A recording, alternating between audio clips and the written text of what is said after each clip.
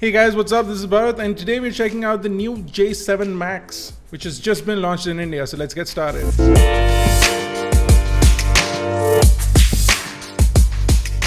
First things first, the J7 Max has just been announced in India and it's priced at 17,900 rupees. It will go on sale starting June 20th, while they launched the J7 Pro as well, which is 20,900. It'll go on sale later on in July and we'll cover that later on. So let's quickly go ahead and unbox the device. It comes in an iconic Samsung packaging. It's white with the phone branded right in the front with lots of Samsung branding all over the box. And you also get the regional lock sticker, which says that you can only use the Indian SIM card on this device. So if you buy this phone in India, you need to use an Indian SIM card for about 5 minutes of talking before you can travel with this phone and use a third party or a third country or a second country SIM card on the phone. The first thing inside the box is the phone itself. I've got this in the black color, which sort of looks like the gray color, but I've got this in the black color. It is pretty well built. It feels really nice in the hand, and Samsung's prices for J7s and J5s have been going up over the years. So this one is heftier, but the build quality seems much nicer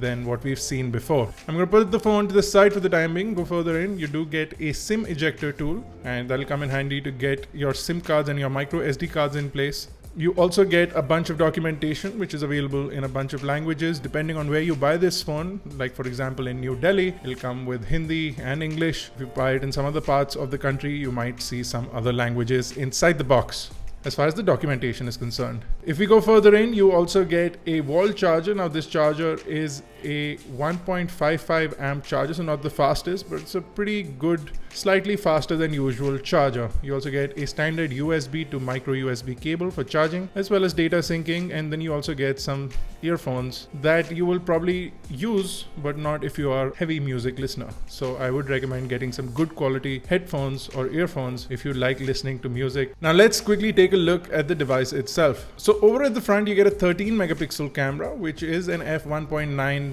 lens aperture, and it is a wide lens, and you do get an LED flash. There are some interesting camera features on the phone, which I'm going to talk about in just a minute. Now below that is the 5.7 inch 1920 by 1080p display. Now it's an IPS LCD display, and you get 386 pixels per inch pixel density, but Samsung is the only one who could have broken the norm and launched an AMOLED phone at this price bracket, but unfortunately they have failed to do that. OnePlus did it back in the day with their tiny phone, but now Samsung is still refraining and using IPS LCDs. Now below that, you do have your physical home button, which also doubles up as a fingerprint sensor. It does have a click action, so it's not a touch sensitive button. And then on either side, you have your multitasking button and the back button. They seem to not be backlit, and they are not backlit.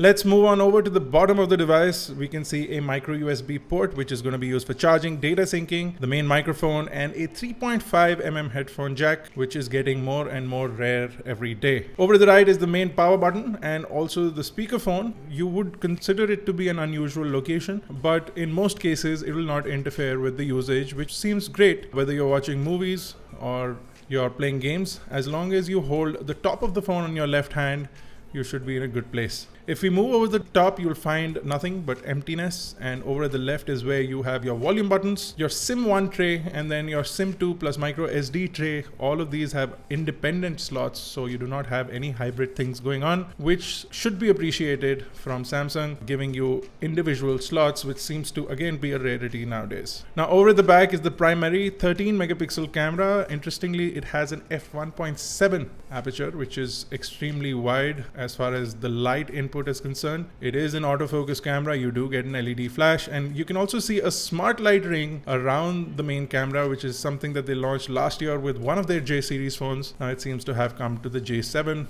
as well as the J7 Max, and hopefully on the J7 Pro as well. The camera is limited to a 1080p video capture at 30 frames per second, and that may be because the phone is running on a MediaTek MT6757 or a Helio P20 chipset, and they didn't want to push it that much. It is an octa-core 1.6 GHz CPU along with the Mali T880 MP2 GPU. The phone does have 4 GB of RAM and 32 GB of storage, which seems to not be a problem nowadays, and you can also pop in a 256 GB micro SD card into the slot that I showed you guys earlier. That covers more or less the phone from the outside. Now let's quickly boot boot it up and see what it looks like. You do get the ability to set up the fingerprint sensor when you're booting up the phone. Make sure you get a really secure password like I just entered, and you'll be safe and ready to go. Now, as far as the user interface is concerned, it's pretty snappy, and if you pull left from the main home screen, you get the news or briefing, which is essentially Flipboard's version of what they put on Samsung devices, on TouchWiz enabled Samsung devices. I will continue to call it TouchWiz even though Samsung does not anymore. The phone is running Android 7 out of the box and not 7.1.1. Hopefully Samsung will push out an update to 7.1.1 quickly, otherwise a bunch of people will be unhappy.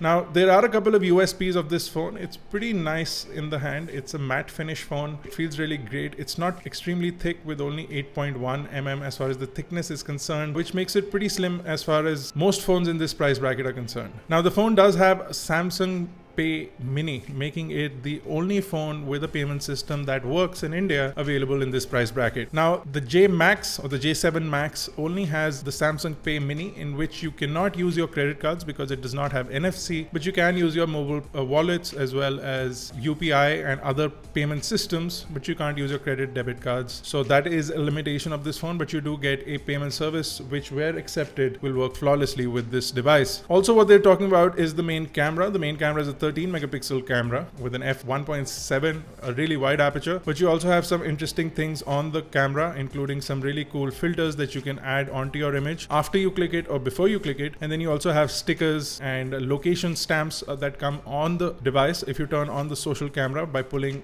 on the left side of the screen, you can enable the social camera, and then if you enable location tags, it'll put a stamp on the top left telling you where you are or telling the person who sees your picture where you are. There is also the ability to instantly share an image from the main camera. You can also apply filters or stickers and also enable live filters and stickers, so you can have Snapchat-like effects directly in the main camera. Interesting features. The camera only captures 1080p video, which is slightly disappointing. And if you want a 16:9 image, you'll have to dumb down the settings from a 13 megapixel to an approximately 9 megapixel shot to get a wider or a 16:9 aspect ratio on your images. Now, if you're feeling bored with the main home screen, you can always download the iGyan wallpaper, and I'll leave links to downloading that in the description below. If we talk about the Smart Glow light on the back, you can enable that from a specific app that's on the device, and you do have certain features like enabling it for the camera, so every time you turn on the camera, the person on the other side knows that the camera is on. It will be a really bad thing if you're one of those sneaky photographers, or if you're aiming to be a paparazzi. If your light comes on, it's not so great, but you do have some other features, including a mirror selfie, some Snoop alerts, some usage alerts that can be enabled from the Smart Glow app. Overall, the user interface seems to be fast and responsive. It is running a MediaTek chipset, which makes me a little wary, but I will be doing a full bunch of tests, including gaming benchmarks, etc., and a full review of the phone. So if you have any special requests for the J7 Max, do let me know in the comment section below. And do you guys think the price for the J7 Max is right, with many of the other devices now available for much lower prices? Do you think a price of 17,900 is justified, and will you be buying the J7 Max when it comes out in a couple of days? So do let me know everything in the comment section below. Otherwise, just say what's up, how's it going? Do let me know what's going on with you guys, and make sure you visit us on iGyan.in, catch us on Facebook, Twitter, Google+. This has been Bharat Nagpal. If you haven't already, you should go check out the iGyan t-shirts, which are only $4.99 because it's our 7th year anniversary, so they're only $4.99 and we're shipping them free. So go check them out, and I will see you guys in the next one.